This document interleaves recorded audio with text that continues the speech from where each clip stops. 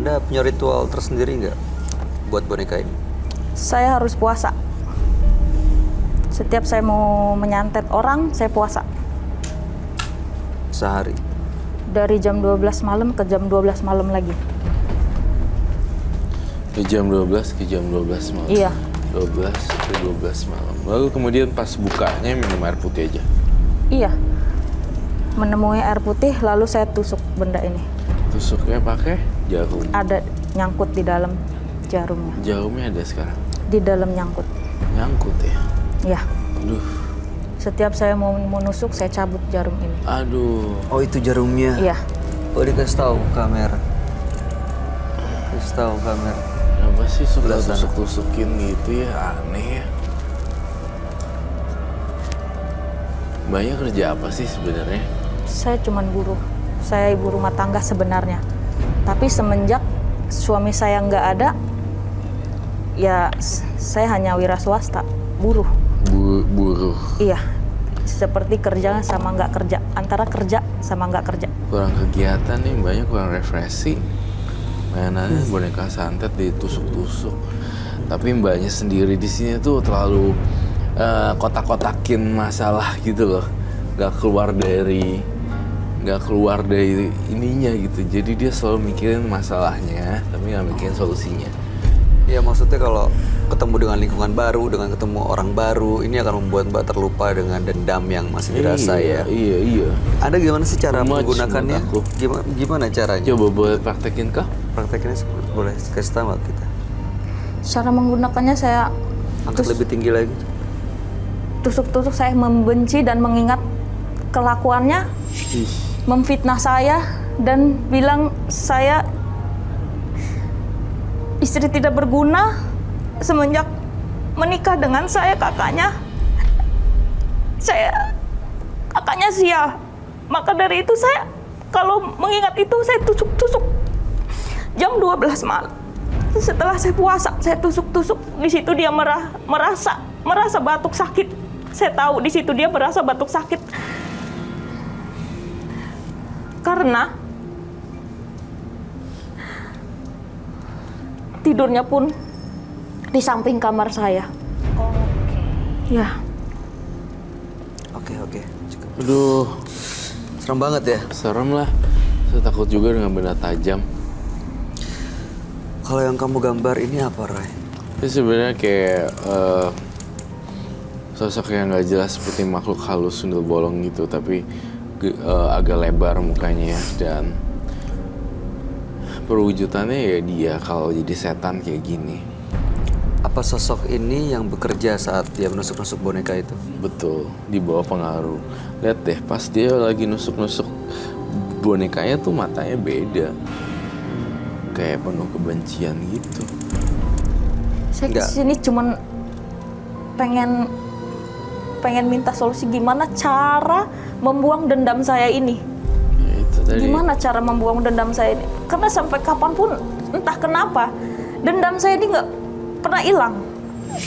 Dari dulu, nggak pernah hilang. Tapi itu, dendam itu berusaha saya ilangin, tapi nggak bisa. Roy, menurut Ya. kamu kalau dia belum bisa maafin adik iparnya, mungkin nggak dendamnya hilang? Belum dong. Semakin dia kalau belum maafin, dendamnya terus masih ada di sana. Saya bakar ya bonekanya.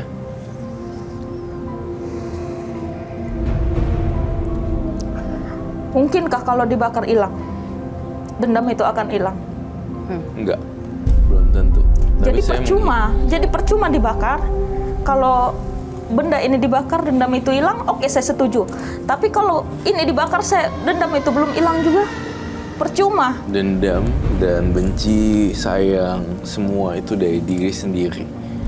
Tapi itu ya mediumnya saya sita dan bakar cuma sebagai alat mediasi doang. Jadi kalau nggak ada barangnya, kamu mau ngerjain apa, tusuknya pakai apa, jadi udah nggak lama-lama menurun seperti itu. Tapi dendam adanya di sini dan di sini. Nggak bisa dong saya membakar dendam Anda. Dendam datangnya dari orangnya sendiri. Mau lupain, mau move on, apa mau situ-situ aja gitu. Itu aja sih pilihannya.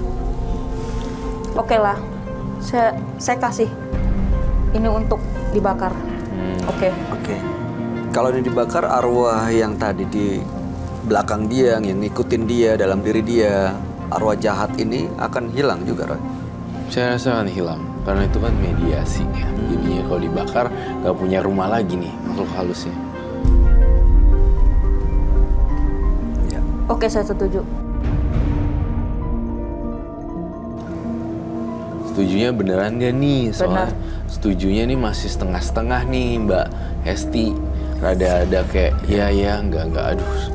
Saya bikin lagi ya bonekanya. Terus saya gimana nih, gitu. Udah deh, lupain aja dendamnya. Baru dibakar. Biar yakin, kasih tahu ke dia deh, Roy. Menurut vision kamu, kalau ini diterusin, apa yang akan terjadi antara Mbak Hesti dengan makhluk yang kamu lihat ini, Roy? Akan jadi bumerang gitu. Jadi Mbak Hesti sendiri yang akan jadi korban. Dijauhin lama masyarakat, dikucilkan. Saya hanya ingin move on. Saya ingin damai. Harus dong. Tapi gimana caranya? Sampai sekarang saya nggak bisa ngelupain sakit hati saya. Saya nggak bisa ngelupain sakit hati saya. Dan ternyata udah korban-korbannya udah 5-6 ya tadi ya? Iya, Ternyata nggak melunturkan rasa dendam itu juga. sampai biang keladinya mah meninggal. Itu belum selesai bagi saya. Kenapa nggak biang keladinya dulu? Karena dia adik ipar saya sendiri. Karena ada ipar. Iya. Oke. Tapi ceritain ke kami deh, kondisi 6 orang yang jadi korban Mbak Hesti itu seperti apa, Mbak? Sakit. Sakit tanpa diketahui penyebabnya. Iya. Sakit Seperti apa?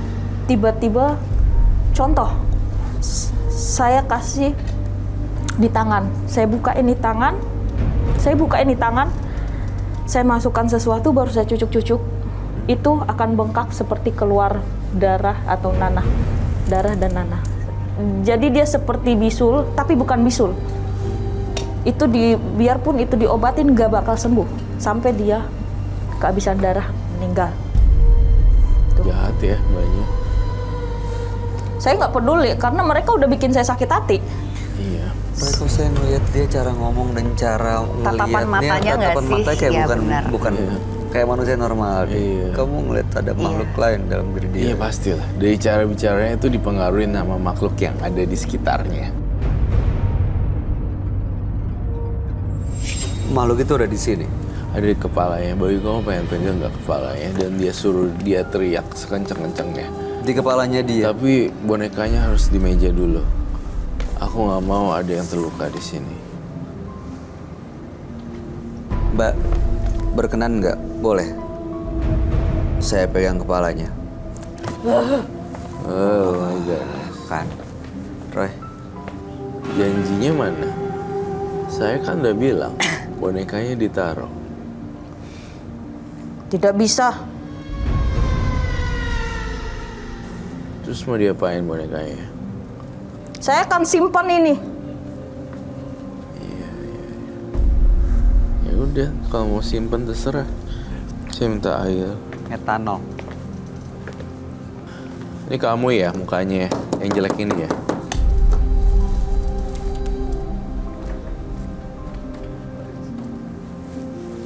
Jawab! Saya nggak takut sama kamu. Saya tidak peduli.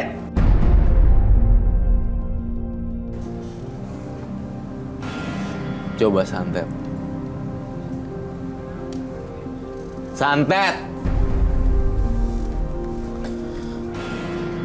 Apa? Saya minta ambil lonceng ya di... Mas... Itu apa? Lonceng. Lonceng di koper saya.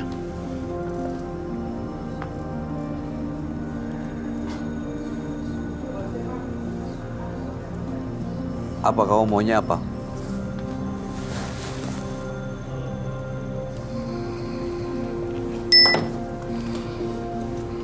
Dia yang bikin Hesti punya dendam terus ya, Roy? Iya. Tunjukin mana dendamnya. Keluarin ilmunya.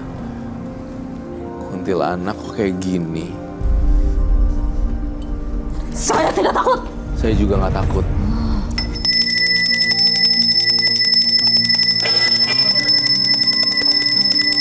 Oh my god, oh my god, oh my god.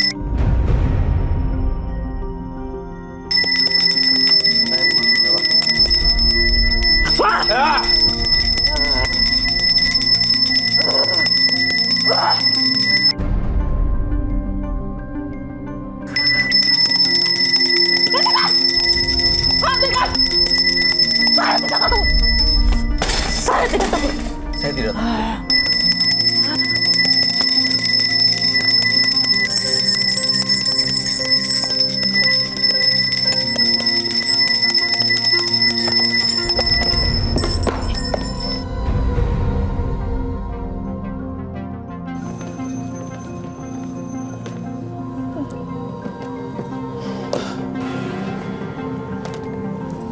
Ayo.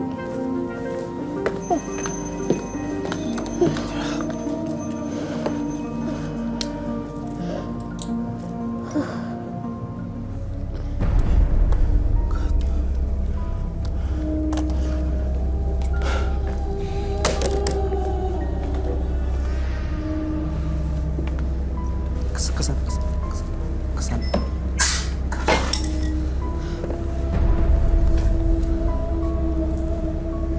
Udah kebakar belum? Udah.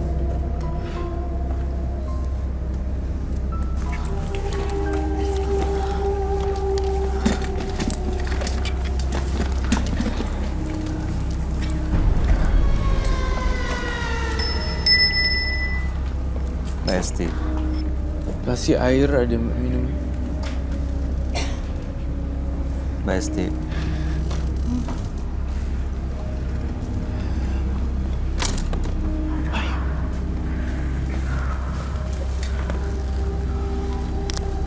Mbak Esti minum dulu, Mbak.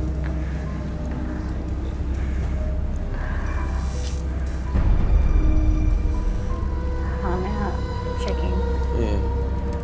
Bisa pegang? Bisa. Lemes. Lemas.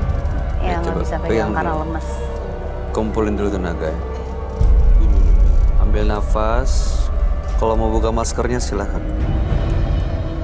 Kalau mau buka dulu silakan.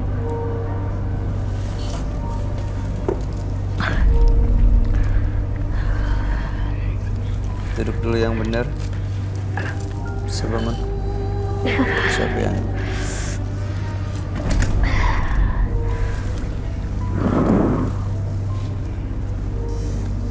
Perlu minum lagi?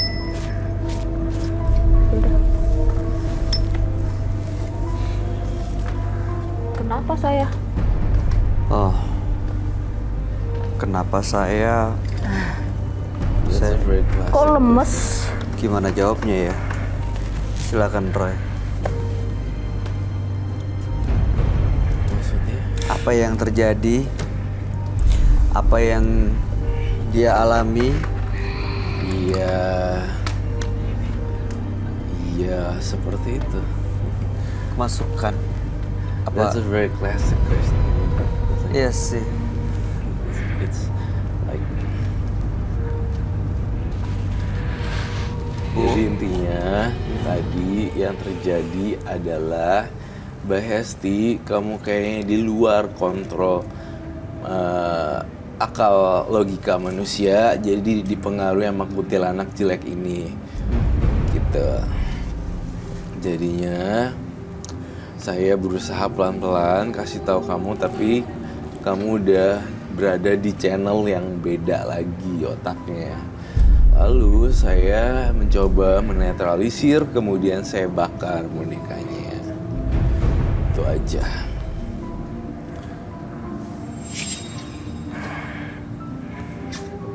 Lupain dendamnya, supaya lupain dendam jadi saya bakar.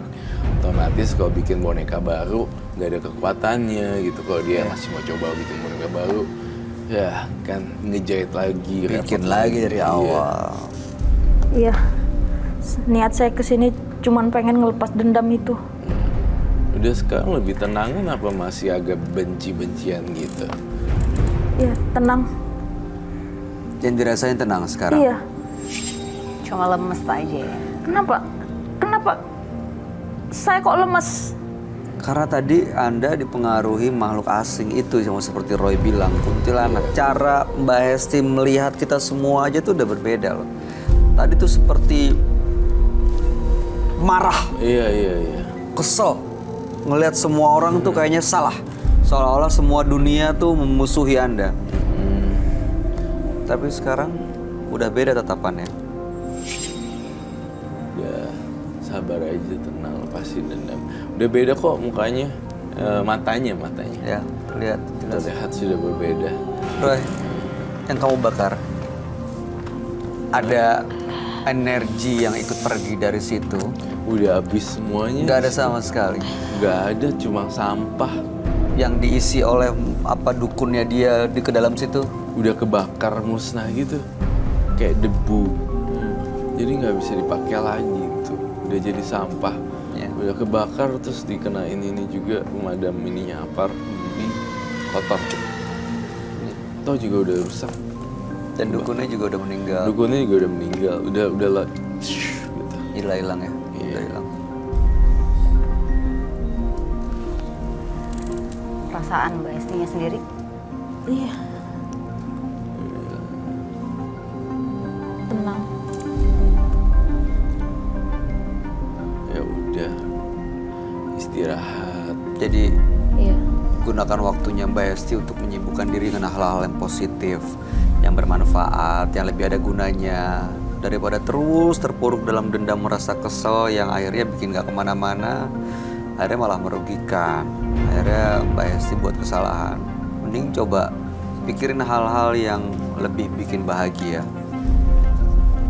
Liburan, jalan-jalan, ketemu orang baru, kerjaan baru, lingkungan baru, pasti akan lebih menyenangkan.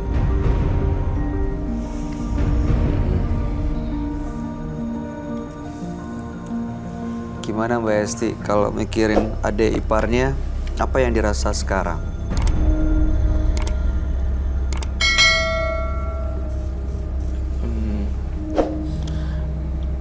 Sedikit lega sih. Maaf ya, saya boleh nanya nggak? Correct me if I'm wrong ya, koreksi saya kalau saya salah ya. Mbak Hesti, kok saya lihat muka kamu kok jadi kayak muka gado-gado ya, sayur gitu ya, yang dicampur bumbu kacang. Emangnya kamu suka bikin gado-gado? Nggak pernah. Terus gado-gadonya siapa? Pernah usaha kuliner, makanan, Nggak pernah. masakan? Nggak bisa masak juga. Bisa, kalau masak bisa. Cuman saya nggak pernah semacam kuliner yang jual gado-gado. Saya, ya mertua saya bantuin mertua saya dagang. Oh, atau berarti mungkin- mertuanya itu dagang gado-gado. Iya. Itu yang kamu lihat ya, Ray? Iya. Sebenarnya dia juga punya potensi untuk Iya, bikin. ulekannya ulekannya Yahut gitu loh. Oh, Sambil ngulek kan sambil refreshing. Iya. Jadi gado-gadonya enak banget. Saya mencium aroma gado-gado di badannya dia. Bakatnya itu di situ. Iya, Bisa begitu. disalurin ke Iya. sana. Betul sekali. Cobain gih sana. Karena saya lihat mukanya langsung lihat, enak juga gado-gadonya. Iya, kadang-kadang Roy suka gitu tuh, ngelihat yang kita nggak bisa Iya. lihat, yang akan terjadi gitu, tiba-tiba ada rasanya yang dilihat. Dan Siapa ternyata tahu punya mertuanya potensi. jualan gado-gado ya. Iya benar, pertuanya tuh gado-gado. Mungkin pulang dari sini bisa franchise, usaha sendiri, jadi punya kesibukan. Ternyata gado-gadonya lebih enak, nyibukin diri. Tapi Enggak sih? saya malu buat kembali ke mertua saya. Kenapa Mbak? Ya, karena salah satu dari mereka tahu kalau saya yang menyantet mereka. Mbak Hesti, saya yakin ya, sebatu-batunya manusia, sekeras-keras hatinya manusia, tapi pasti ada sisi lembutnya yang kalau kita minta maaf, pasti walaupun ada penolakan di awal, akhirnya akan menerima dan mau memaafkan. Tapi itu sulit. Sulit bukan nggak bisa Sulit kan, untuk Mbak? memaafkan. Saya pun kalau korbannya di keluarga saya sulit untuk memaafkan itu. intinya saya malu untuk kembali ke sana. Oke. Dan semenjak suami saya meninggal, ya saya tinggal pergi. Karena salah satu dari mereka tahu saya menyantet mereka.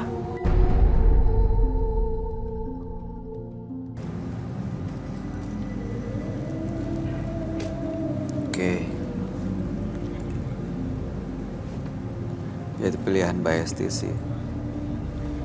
Saya cuma pengen lepas dari dendam ini, Mas. Ya udah, makanya ikutin saran-saran saya aja. Lepas dendam, terus udah gitu kamu jualan gado-gado, ulekannya enak. Terus udah gitu lihat-lihat buku-buku masakan lainnya yang lain. Ya udah gitu aja hidupnya. Terus lupa sama dendam-dendaman. Mulai sesuatu yang baru. Seiring berjalannya waktu, dendam itu mudah-mudahan akan hilang. Ya, asal jangan gunakan makhluk-makhluk itu lagi. Ya, Iya. ya Mbak ya, kami berharap Mbak Esti bisa mendapatkan kehidupan yang lebih baik. Ada terakhir yang mau disampaikan, Roy? Nggak ada sih, itu Kamu, aja. Farah?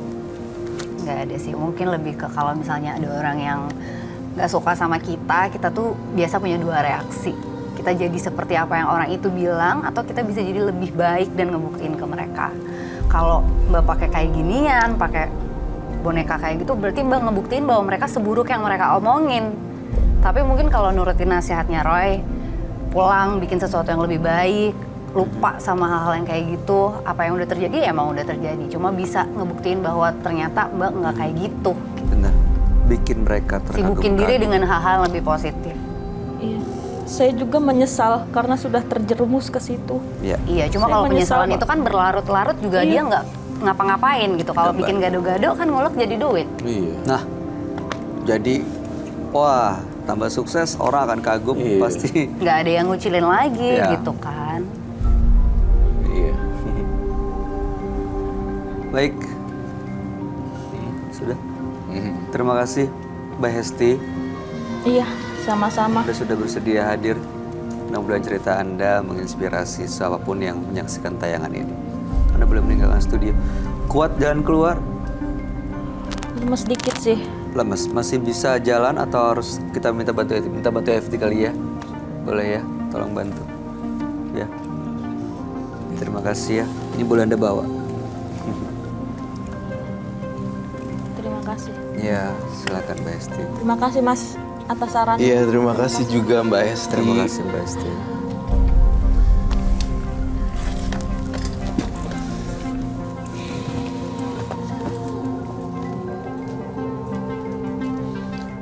Memegang dendam seperti memegang mata pisau.